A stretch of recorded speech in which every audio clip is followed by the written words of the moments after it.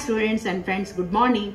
ఈరోజు మనం మూకాసారంలోని 26వ శ్లోకం పాడుకుందాం. మా స్టూడెంట్స్ ఇద్దరు కూడా రిపీట్ చేస్తూ ఉంటారు.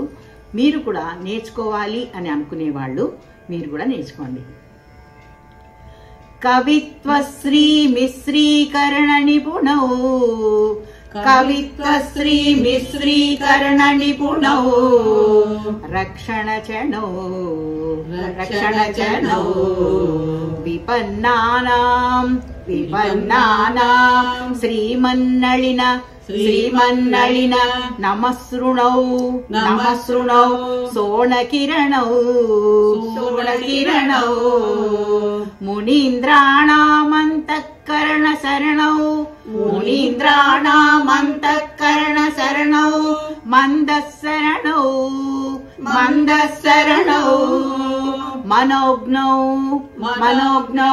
కామాక్ష్య దురితహరణౌ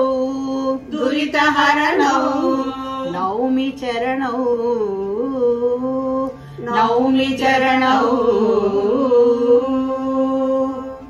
ఇప్పుడు మనం కలిసి పాడదాం. కవిత్వశ్రీ మిశ్రీకరణ నిపుణౌ, రక్షణ చణౌ విపన్నానాం శ్రీమన్నళిన నమస్ృణౌ సోణకిరణౌ మునీంద్రాణామంతఃకరణ శరణౌ మందశరణౌ మనోజ్ఞౌ కామాక్ష్య దురితహరణౌ నౌమి చరణౌ.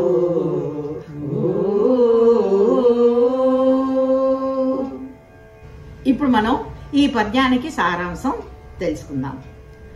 కవిత్వాన్ని శ్రీని అనగా లక్ష్మీ సరస్వతులను కలపడంలో సమర్థమైనటువంటి దానివి నువ్వు. ఆపదలో ఉన్న వారిని రక్షించేదానివి.